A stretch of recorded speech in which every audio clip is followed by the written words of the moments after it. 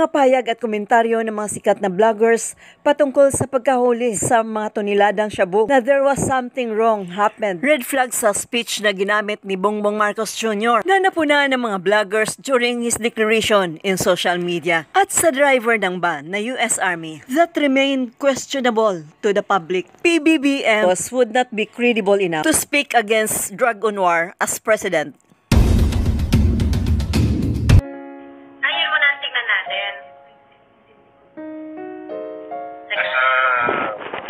Hindi. I-play mo na yan. I-play mo na yan, Joey. I-play mo na yan kay TVF. Okay. Sige. I-play ko na to. Ito yung kay TVM. Yung interview niya kanina. Kung saan itong nangyari na pagkahuli nitong kalaki-laki na shabu na shipment. Ang estimate baka umabot ito ng 1.8 tons. So, ito ang ibig sabihin, ito na yung pinakamalaking huli na nagawa natin. But that way, hindi lang ito. Meron na tayo as of today, ang huli natin is already 13.2, 13.3 tons. So, patuloy talaga. Marami talaga tayong nahuhuli. At this is the approach that we are taking to the drug war. Ang ating ginagawa, we take apart, pinapaklas natin yung mga sindikato. Kahit sino man ang nakita natin may kasabwat dito sa drug trade. Kahit sino man, kahit politiko ba na powerful politician, police, sino man, talagang iniimbestigahan natin. Ano ba siya nahuling mga politician or mga ano? Operations at nakahuli tayo ng kalaki-laki na 1.8 tons. Sa ngayon ay, as you can see, ang ginagawa ngayon, ini-inventaryo talaga kung gaano kadami itong nahuli na meth. Nakapag-test na ang PNP, tinest na yung nahuling shabu, very high quality itong nandito, very high potency. Kung saan nanggaling, kung saan sinakay, anong origin. Madam, gusto ko lang pag sinabi mo kasing potency, kailangan may mag-try sa kanya. Kasi ang tinitignan mo yung effect niya. Pag sinabi mo potency, ibig sabihin, grabe yung ano niya, parang ito yung amount para konting amount lang or ito yung amount. Grabe na yung effect sa akin. Very potent siya sa akin. So, hindi siya tama naman yung sinabi niya na high quality or very pure. Pwede yun, pero pag sabi mo potency, dapat may mag-try sa kanya. May effect. Or may nakagamit na. Oo, may kailangan gumamit pa kanya. Para magsabi ng potent siya. Mali yung word na ginamit niya kasi may mga machine na nagka-calculate ng concentration, how concentrated the powder is. Ginagamit yan sa mga screening sites sa airport. Yun very acceptable pa sa akin na it's very pure kasi kung chinek niya sa lab, it's very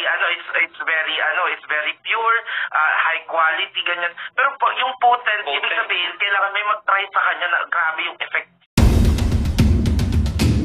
Sa akin, it's very potent. Miko, baka na-try nila kahapon kasi kahapon pa nahuli.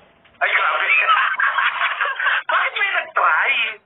Ang kailangan mo lang naman dyan is i-check sa lab kung pasok yung chemical composition. Pero wala kailangan mag-try. Baka gusto nila, baka may value pa. Yung patapon na, tsaka gusto lang i-try kung pwede pa ba itong ibenta or hindi na. Wala kailangan mag-try. Paki-correct me if I'm wrong kung tama yung pharmacology ko pa. Pag potency, may effect. Amount and the effect ang tinitignan. So kailangan merong mag-try para malaman mo kung gaano karaming amount to reach this effect. Yun yung potency.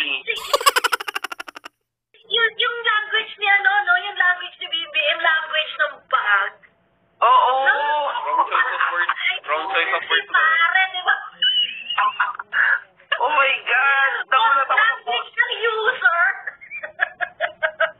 Ano ba yan? Girl, okay. Imbestigahan na natin tong driver daw. Puntahan niyo yung nakakaloka. Meron din siyang dalawang profile niya sa LinkedIn. Tapos yung isa, meron siyang member siya ng eTeleconnect, campaign manager siya. Military school din siya. Parang wala sa itsura niya papayag ng 6K. Suspension mo pa lang, hindi ka kayanin ng 6K na kontrata yan. Hindi ka papayag kung i-overload ka. Campaign manager din siya. Campaign manager Nino. Nag-work siya under eTeleconnect Inc. Baka nga yan pa yung familiar ba to? Baka nandiyan yung mga trolls nila. Ayan, nakita nasa butuan ka, mami. Alam, magagawa pa akong account, wait lang. Para makita natin. Kasi kailangan nakagawa ko na account para lumabas yung mga details niya, di ba? Sige, chika mo Ano ko na yan. yan? Iniimbestigahan ko na rin. Makikita natin kung sinong connected pa. Sandali lang kayo siya. Ay, naku, ano nyo, Sa family tree yan ni Sas. i-archive niya na. Okay. Titingnan natin kung sino mga connection niya na politiko. Kasi may business pala to. Ang business niya is program ng athletic.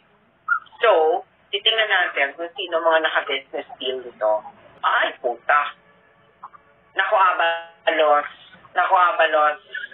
I'm really sorry, Alam mo kasi ka lang ang business pala nito ni Angelon Michael Show Boulevard, Mandaluyong. Paano yan? Tingnan niyo yung business, yung Strength Endurance Athletic Limitations. Campaign manager. Personal na yan. Ito yung isa. eTeleconnectInc.com. So malamang kilala na niya. Paano mo nalang campaign manager si Chad? Ano sa LinkedIn niya? Ito'y napakalinaw. Ang pinapakita ang biggest drug haul ni BBM ay isang napakasinungaling. Na ito ay isang palabas lamang.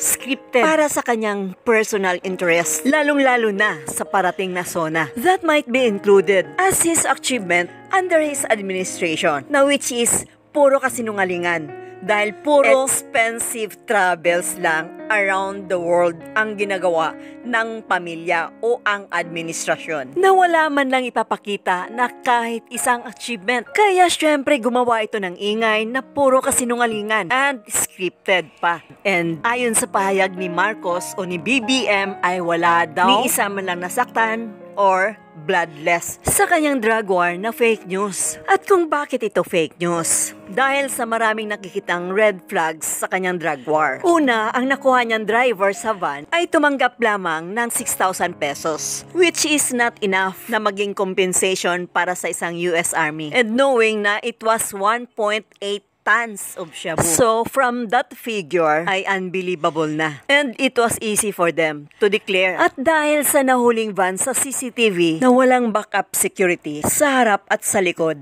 Pero may nakitang isa na nakasunod pero biglang humarurot ito nang nagkaroon ng checkpoint. At wala man ng minor na labanan na naganap na naipakita sa TV. Parang instant nodo lang ang dating. So napakalinaw ang kanilang mga palabas. One, upang salungatin nila ang drug war ni Duterte na madugo at masama. At the same time ay paninira ito laban kay Duterte dahil sa ginawa ni Duterte sa kanya sa pag-expose na bangag siya. Ang galing ng mga palabas nila. It was a cooking show by the way.